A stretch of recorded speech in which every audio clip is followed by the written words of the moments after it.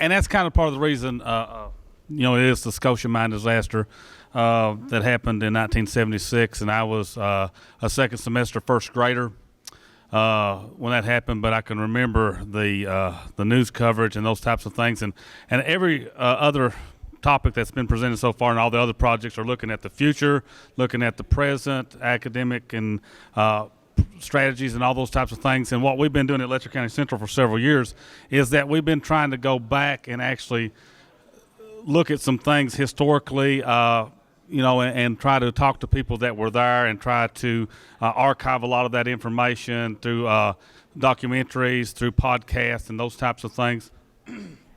What we found is that we've made a great focus in the last 20 years probably or so to really focus on the present and moving forward and trying to make our students globally competitive.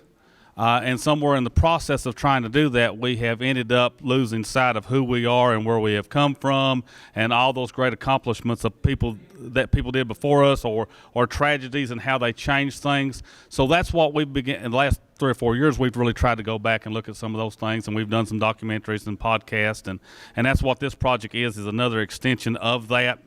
To try to go back and look at a major disaster that really changed our area, but not only our area, but changed the nation as far as what deals with mining and mining safety and those types of things, and actually talking to some of the family survivors and their memories and what impact that had on their lives and their children's lives and those types of things in our area.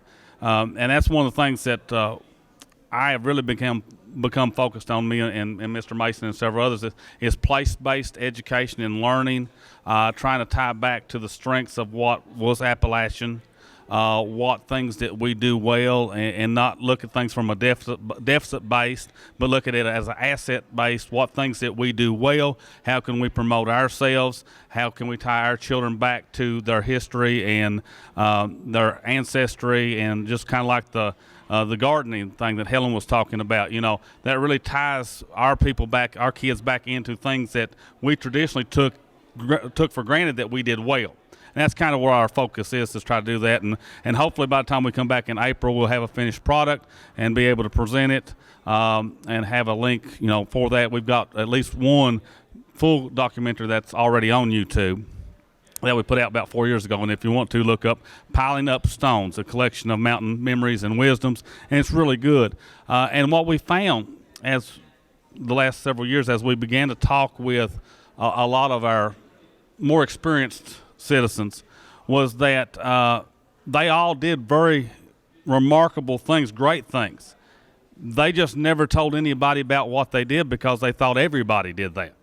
And with this generation, I think we need to show them and let them have that connection with individuals that have accomplished quite a lot in their lives. They just never talk about it.